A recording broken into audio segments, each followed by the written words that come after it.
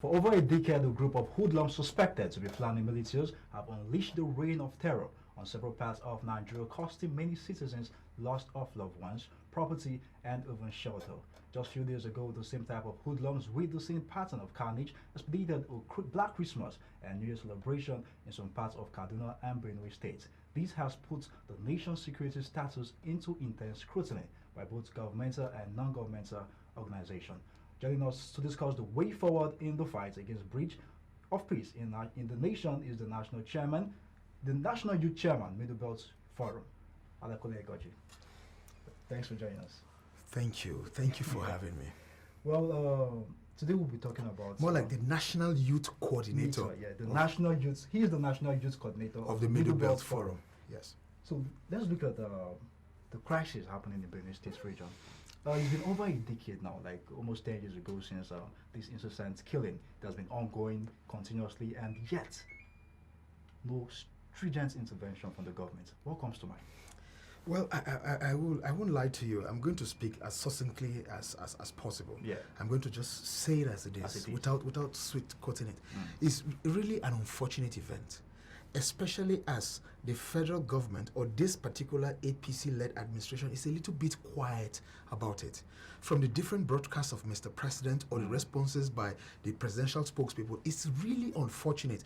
I wonder why we play politics with the lives of Nigerians, Nigerian citizens. It is painful, it is disheartening, it is unacceptable. I tell you this, in the period of December up till now, from Numan in Adamawa to Southern Kaduna to Utonkon, my village, yes, in Ado local government, and it's been one carnage after. Do you know, I put it to you that the Fulani herdsmen ask, without, at the risk of sounding condescending, yes, or you know, they say things about stereotypes and nomenclatures. No, they attacked Fulani herdsmen because people from even Akwanga on that road between Wamba and Gudi, they have been I have personal accounts of people citing Fulani herdsmen with AK-47s and different kinds of weapons, attacking and killing or kidnapping innocent Nigerians. The situation is unacceptable,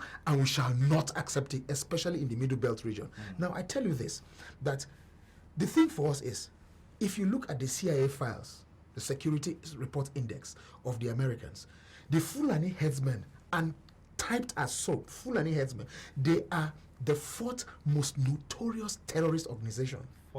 Fourth, and at the risk of sounding condescending or rhetorics, if the federal government can proscribe a group like IPOB that is only demanding for good governance and restructuring and freedom or liberty and equal or equitable representation, you can proscribe it as a terrorist organization, then what is happening to Fulani herdsmen? Not even a mention.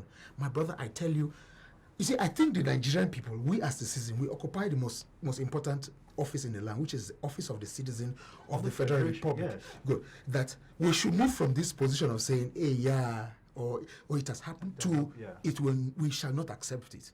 I can assure my brothers and sisters in the Middle Belt region that we are strategizing, we are organizing, and we are mobilizing. Soon we shall come out with a press statement with firm regard. It is the government's opportunity to protect lives and properties.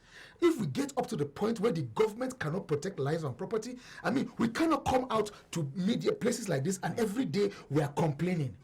It is sad. I'm sorry I'm expressing myself with such passion. It's not because I'm in the national leadership of the Middle Belt Forum. No, it's because we're talking about innocent life. Did you see those pictures from Benue?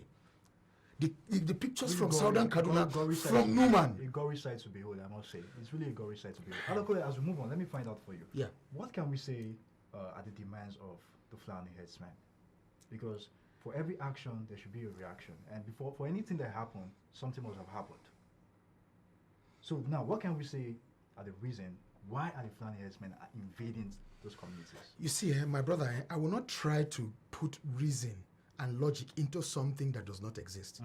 The reason I say that is, no one has the monopoly of violence, and no one has the right over the law. The law is the law. You cannot kill, you cannot kidnap, you cannot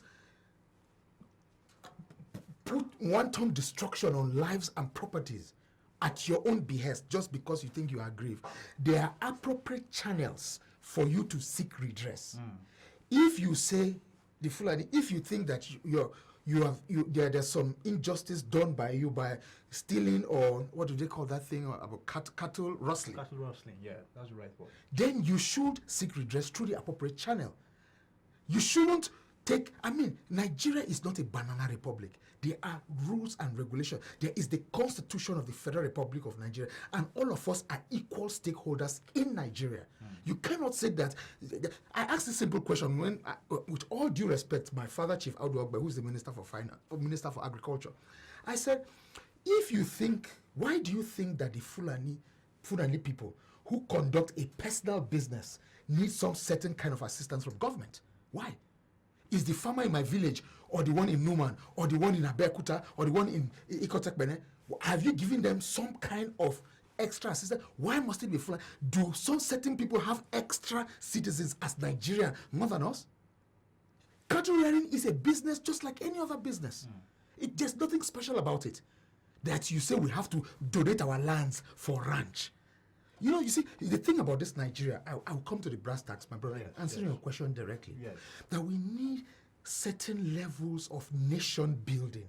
We need a Bill of Rights that qualifies and ascertains our rights and guarantees it as Nigerians. I'll ask the simple question in rhetorics. What does it benefit you as a Nigerian? Absolutely nothing. All this oil money that Niger Delta people are showing, what have you gained from that so-called oil wealth in the Niger Delta? As a Nigerian, absolutely nothing. Except, of course, maybe if you have a university education. I have a university education. I'm sure you have a university. Okay.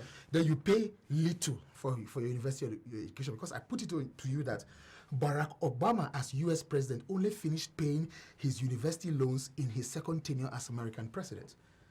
Tertiary education is expensive all around the world. In Nigeria, it's slightly cheap. But let's get down to the brass tacks. I'm saying that we need to build a nation where each citizens, whether you are Ijo, Ibibio, TV, Yoruba, Bagi, Birom, Tarok, you are a citizen of Nigeria and you enjoy equal rights. Not Fulani, that you should feel that you are above the law. The law in the law. You cannot kill. I find it in Utonkon village in Adakole local government on the 24th of December, there were some killings by some suspected Fulani herdsmen. Then the press release from the police in Benue State was that they have arrested the situation to avoid a reprisal attack. And I think that's an insult to our people. I'm from Utonkon. I think it's an insult. It shouldn't be anytime there's a crisis, you stop the people from a reprisal attack. No. Proactive measures.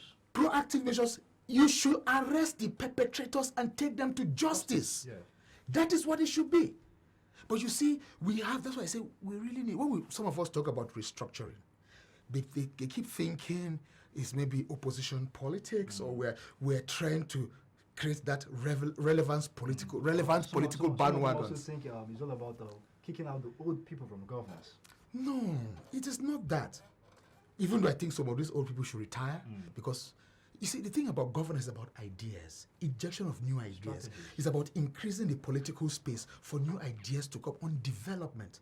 Like my own philosophy in governance process is that economic thinking should drive political processes and not political processes driving economic thinking. There must be certain economic benefits you want to derive from a political process. If it doesn't have that equation of demand and supply, then, my brother, we're going around in circles. That's why, like I said to someone, and we had a heated argument, that if you remember the president's broadcast, his speech on New Year's Day, yes, he was saying that Nigerians are impatient. And I disagree with the president. If the issues why Nigeria went to war in 1966, a 30-month-old war, and over 3 million Nigerians died, the issues have not been resolved in 2018. And you are telling me over 50 years that Nigerians are impatient. Come on. What are you doing? Adakole, let's look at the state governor, Samuel Otom.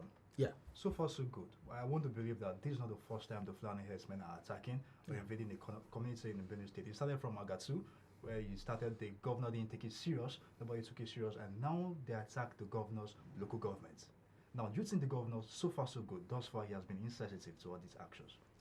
Well, We also heard he was crying at the crime yes, scene. at the site, Is yes. that enough?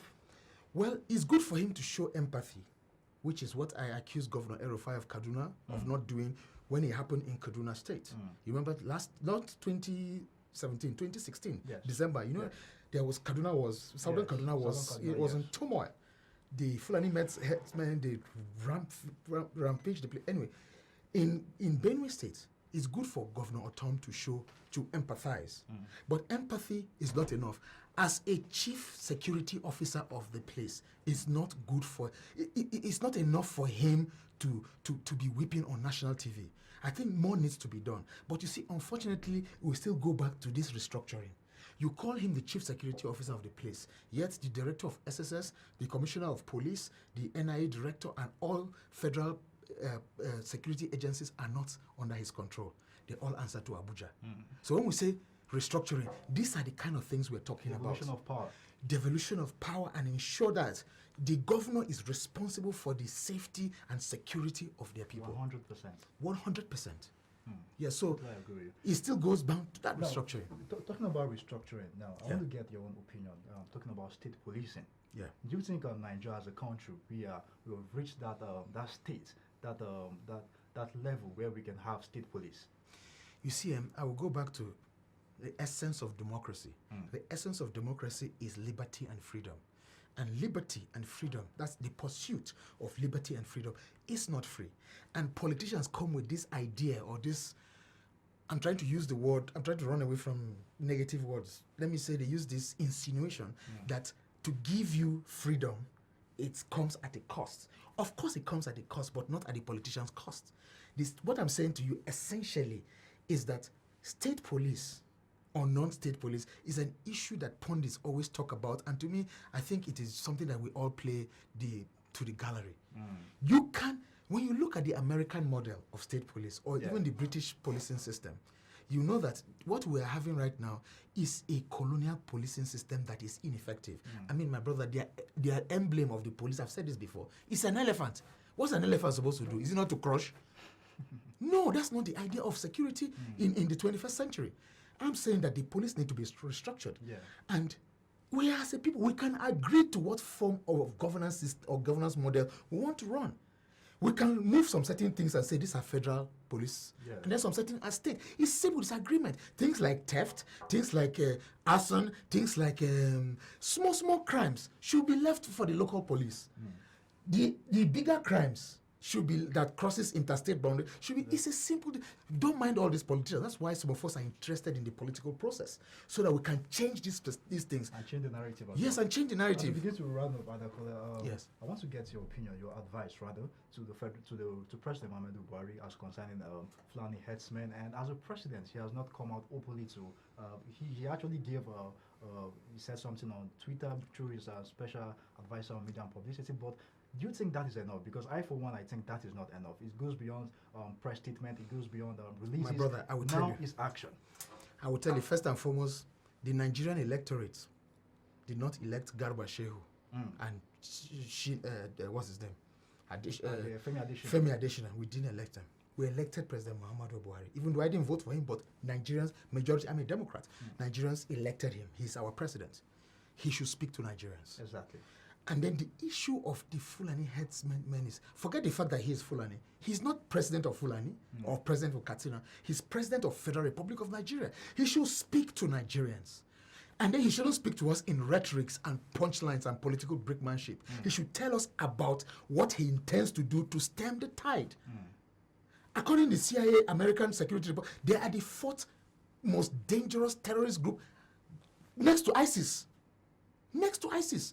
Boko Haram is number one. And yet, within Nigeria, they have never been proscribed yet. They have not been proscribed. They're not even labeled as even a problem. The president hasn't even spoken to us that this is an organization that is causing terror. Oh, this is pathetic. No, I think so. For me, in rounding up, just like you asked, the president to speak to Nigerians, but not only to speak to Nigerians, he should come out with solutions. We want the culprits identified, brought to book, identified, punished, prosecuted, and punished.